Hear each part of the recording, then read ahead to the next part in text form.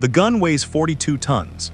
It fires a 152mm shell more than 20 kilometers, and for 3 years the crews who served it believed that distance was a wall.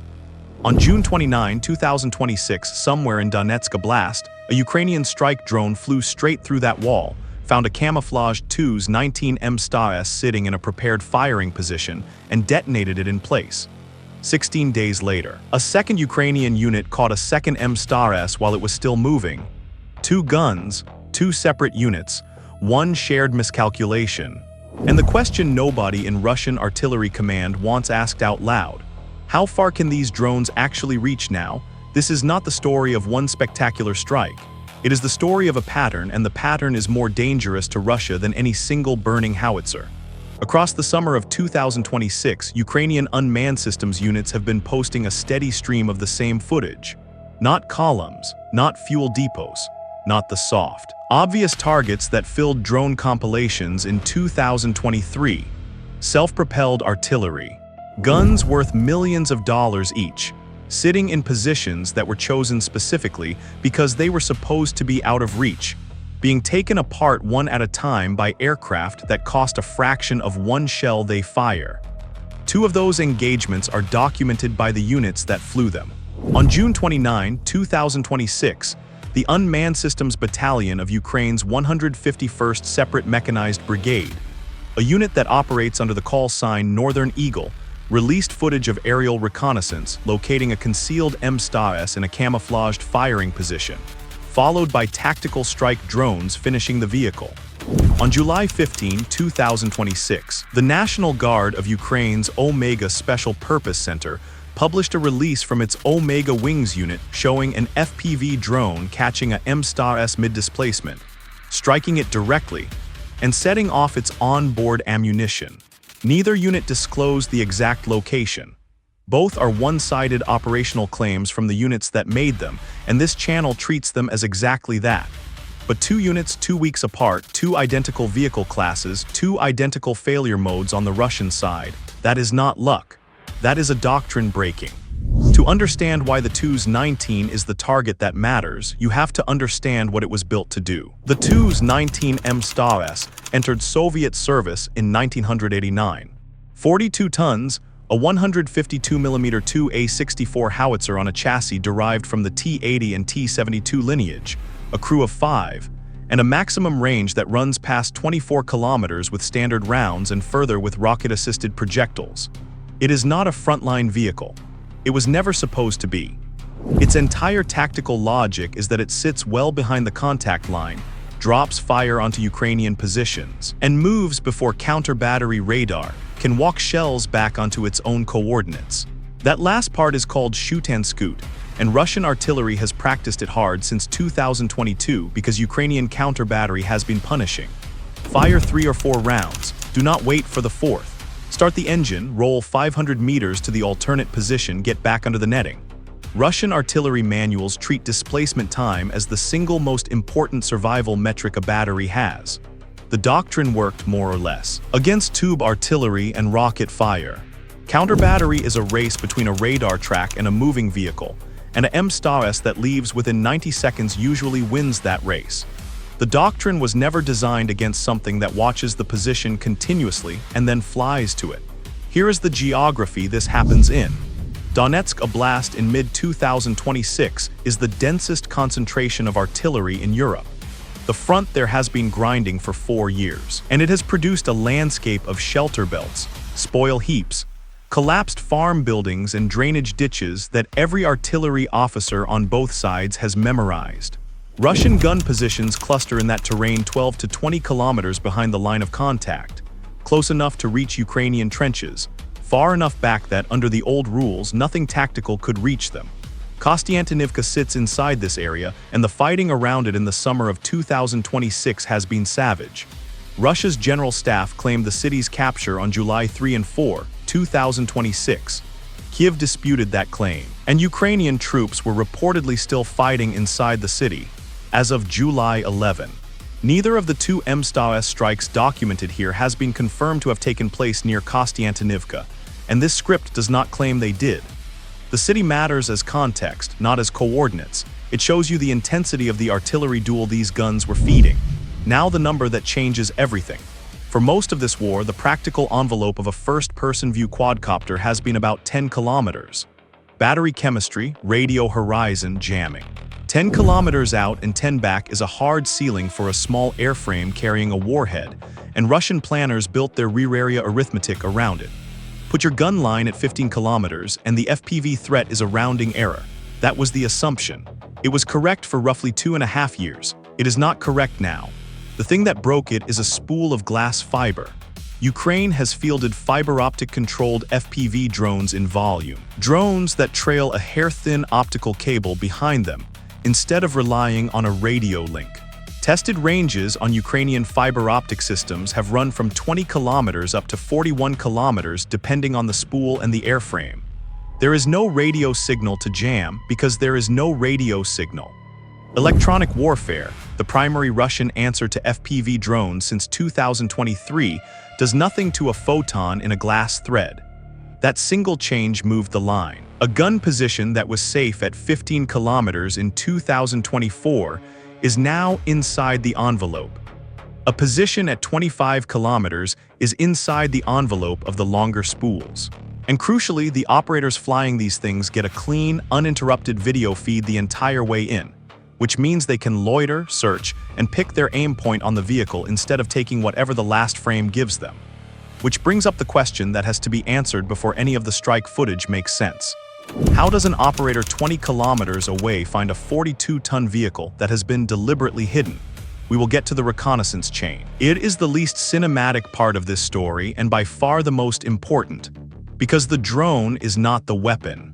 The drone is the last 2 minutes of a process that starts days earlier. Start with the Russian side of it, because the miscalculation is where the story begins. A Russian self-propelled artillery battalion operating in Donetsk in mid-2026 has a fire mission cycle that has barely changed since 2023. Coordinates come down from a higher headquarters or from an artillery reconnaissance drone. The battery commander assigns guns. The vehicles roll from concealment to a prepared firing position, usually a scraped revetment in a shelter belt or against a tree line, sometimes with overhead netting and cut branches. They fire, they displace. The prepared position is the weak point and everyone involved knows it. Preparing a position takes engineering effort. Earth moved, netting rigged, approach tracks cut. That effort means the position gets reused. And a reused position is a fixed point on a map. Russian crews compensate with camouflage, and by 2026 that camouflage is genuinely good. Thermal suppressing netting. Cut vegetation refreshed every few days so it does not brown out against live foliage. Cope cages and improvised anti-drone screens welded over the hull and turret roof. Some Msta-S vehicles seen in Donetsk this year carry so much added structure that the silhouette barely reads as a howitzer from above. All of that is designed against two things: a satellite pass and a fast-moving reconnaissance drone taking a single look. None of it is designed against persistent observation. That is the gap Ukrainian unmanned systems units have spent 2026 driving a truck through. Here is how the chain actually works, in the generic terms that Ukrainian units themselves describe publicly. A reconnaissance drone, usually a fixed-wing or a heavier multi-rotor with a good optical payload, works a sector for hours. It is not looking for the gun. It is looking for the evidence of the gun. Vehicle tracks in wet earth leading into a tree line and not coming out. Blast scarring on grass where muzzle overpressure has flattened vegetation in a distinctive fan. A thermal bloom at dawn where an engine block cooled overnight under netting and is now the wrong temperature relative to the soil around it. Fresh cut branches that are a slightly different green than the tree they are leaned against. An artillery position announces itself every time it fires. The muzzle blast is visible, the flash is detectable, and the acoustic signature is trackable. A Msta-S can displace from the position in 90 seconds. It cannot displace the position itself. The scar stays, so the reconnaissance cycle builds a file, a suspected hide, then a confirmed hide. Then a pattern, fire missions from that grid at certain hours, vehicle movement on a certain approach track, and the detail that matters most, the times when the gun is back in the hole and the crew thinks the day is over. That file can take days to assemble. The strike takes minutes. And this is where the 151st Separate Mechanized Brigade's Northern Eagle Battalion comes into it. The 151st is a mechanized formation, not a dedicated drone brigade. And that is itself part of the story. In 2024, unmanned strike capability in Ukraine was concentrated in a handful of specialist units. By 2026, it is organic. Line mechanized brigades field their own unmanned systems battalions with their own reconnaissance, their own strike cells, their own targeting officers. Northern Eagle is one of those. On June 29, 2026, that battalion released footage of the sequence. Aerial reconnaissance pinpointed a Msta-S in a camouflaged firing position. Tactical strike drones were dispatched. The howitzer was destroyed at the position. Read that description again and notice what it does not contain. It does not contain a chase. It does not contain a lucky sighting. Reconnaissance found the vehicle where it was hiding and strike drones were sent to a known location. That is not hunting. That is a scheduled demolition, which is exactly why Russian Artillery Command has a problem it cannot camouflage its way out of. But before the demolition, there was a flight, and that flight had to solve a problem that most compilation footage never shows you. We will come back to it. Think about what the last kilometer of that approach looks like from the operator's chair. The operator is sitting in a dugout or a basement, sometimes 15 or 20 kilometers from the target, wearing goggles, hands on a controller that costs less than a used car. The feed is sharp because it is coming down a glass fiber. On the screen, a tree line at low altitude moving fast. The target does not look like a howitzer. That is the first difficulty. Under netting, with cut vegetation over the barrel and cope cage structure over the turret. A Msta-S from 40 meters up reads as a lump of terrain that is very slightly the wrong shape. The operator has a reference image from the reconnaissance pass and a grid, and has to match a memorized shape to a smear of green at speed. The second difficulty is the aim point. A 42-ton armored vehicle is not destroyed by a small warhead hitting anywhere on it. Hit the front glacis and you scorch paint. Hit a road wheel and you immobilize it, which is useful, but recovery crews will drag it out and it will be firing again in 3 weeks. There are exactly 2 aim points that end a self-propelled howitzer permanently: the engine deck at the rear and the ammunition. The TuS-19 carries a substantial onboard load of 152mm rounds and separate propellant charges in the hull and turret. Reach that and the vehicle does not get recovered. There is nothing left to recover. Third difficulty, the last 30 meters. Below a certain range, the operator loses the ability to correct. The drone commits. If the netting deflects it, if a branch catches a propeller arm, if a crewman outside the vehicle sees it coming, and the drone flinches toward him instead of the deck, the whole file, days of reconnaissance, produces nothing but a bang in a field. That is the flight the June 29 footage represents. Aerial reconnaissance had done its job. The strike drones had to do theirs, against a target specifically engineered to defeat exactly this. They did. Now to the second engagement and a different problem entirely. On July 15, 2026, the National Guard of Ukraine's Omega Special Purpose Center published footage from its Omega Wings unit. The target was again a TuS-19 Msta-S. But this one was not sitting in a hide, it was moving. A displacing howitzer is a completely different tactical problem from a concealed one, and in some ways a much harder one. When the vehicle is stationary and camouflaged, you have to find it. When the vehicle is moving, you have already found it and now you have to catch it. Consider the timeline the Russian crew was working to. Fire mission complete. Rounds out. The crew commander knows counter-battery radar has him, knows the clock is running. And does the thing 3 years of training and survival instinct have drilled into him? Get out. Engine on.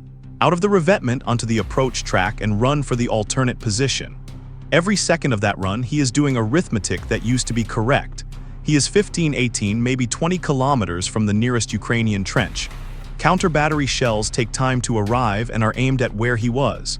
Air defense and electronic warfare cover the sector. And a small quadcopter in the world he was trained for simply cannot be here. The world he was trained for ended sometime around the middle of 2025. A Msta-S on a churned dirt track does perhaps 25 to 30 kilometers per hour. An FPV drone does 100 or more in a dive. There is no version of that race the howitzer wins, and a moving vehicle has given away every advantage its camouflage bought it. It is out from under the netting, throwing a dust plume hot, loud, and on a track that the reconnaissance file already mapped. The Omega Wings drone struck it directly. The impact detonated the vehicle's ammunition. That detail is the whole point. An ammunition detonation on a self-propelled howitzer is not a fire. It is the end of the vehicle as an object. Propellant charges cook off, the turret is lifted or thrown, the hull ruptures, and what is left on the track is scrap that will never be a gun again. Russian recovery doctrine is aggressive and their repair throughput has been genuinely impressive across this war. Damaged tanks and guns are pulled back, welded, and returned. Nothing is pulled back from a propellant detonation. The crew of a Msta-S is 5. Footage of these strikes rarely shows what happens to them, and this channel is not going to speculate about it. What the operational record shows is simpler and colder. Tu-2's 19 Msta-S self-propelled howitzers, documented by 2 separate Ukrainian units 16 days apart, removed from the Russian order of battle in Donetsk Oblast. 2 guns is not a battery. It is worth being precise about that, because the temptation in this genre is to inflate. The documented multi-gun strikes against Msta-S positions in this war have come from HIMARS and other rocket artillery. A completely different weapon system, a completely different cost, a completely different tasking chain. What FPV units are doing is not mass. It is attrition, one vehicle at a time, at a price ratio that should terrify anyone responsible for Russia's artillery park. Because here is the arithmetic that Russian planners actually have to live with. A tactical FPV strike drone costs somewhere in the range of a few hundred to a couple of $1,000s. A fiber optic variant with a long spool costs more. The spool itself is a significant part of the bill, but it remains in the low thousands. Add the reconnaissance drone, the operator's time, the targeting cell. Call the whole engagement generously the cost of a used sedan. The Tu-'s 19 Msta-S is not a used sedan. It is a modern self-propelled howitzer with a fire control system, a rammer, a full armored chassis, and a production line that Russia cannot scale at will. Precise unit costs for Russian systems are genuinely contested, and this channel is not going to attach a dollar figure it cannot source. But the direction of the trade is not contested by anyone. A cheap consumer-derived airframe destroys a system that takes an industrial plant weeks to build, and a trained crew months to form. And the crew is the part that does not appear on any budget line. A 5-man self-propelled artillery crew is a skilled team: gunner, driver, commander, loaders.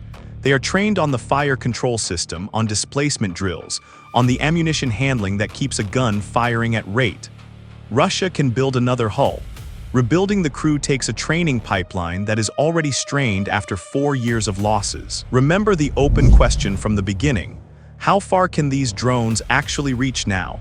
Here is the honest answer, and it is worse for Russia than a single number would be. Nobody on the Russian side knows. That is the effect. Before fiber optics, a Russian battery commander could point at a map and say, 12 kilometers is dangerous, 18 kilometers is acceptable. It was a rule, and rules let you plan. In 2026, with tested Ukrainian fiber optic ranges running from 20 kilometers to 41 kilometers depending on the system, and with those systems immune to the electronic warfare that was the entire Russian answer to drones, there is no line on the map that a battery commander can point at and call safe. Uncertainty is a weapon by itself. A commander who does not know his safe distance does one of 2 things. He pushes his guns further back, which costs him range onto Ukrainian positions and reduces the volume of fire he can support the infantry with, or he keeps them where they are and accepts a loss rate he cannot sustain. Both of those are Ukrainian wins, and neither requires another drone to be launched. There is a second-order effect that shows up in the footage from this summer. Russian artillery in Donetsk is visibly investing more in survivability and less in output. More netting, more overhead screens, more elaborate revetments, dug deeper, taking more engineer hours. Anti-drone cages welded onto turret roofs of vehicles that were never designed to carry them, adding weight, restricting hatches, complicating the crew's escape from a vehicle that is already carrying propellant charges. Every hour of engineering spent hiding a gun is an hour not spent firing it. Every kilogram of cage is a kilogram of protection that a warhead reaching the ammunition does not care about. The 151st Brigade's June 29 target was well camouflaged. That is explicitly what the release describes: a concealed vehicle in a camouflaged position. The camouflage bought at the time it took reconnaissance to build the file. Then it bought nothing at all.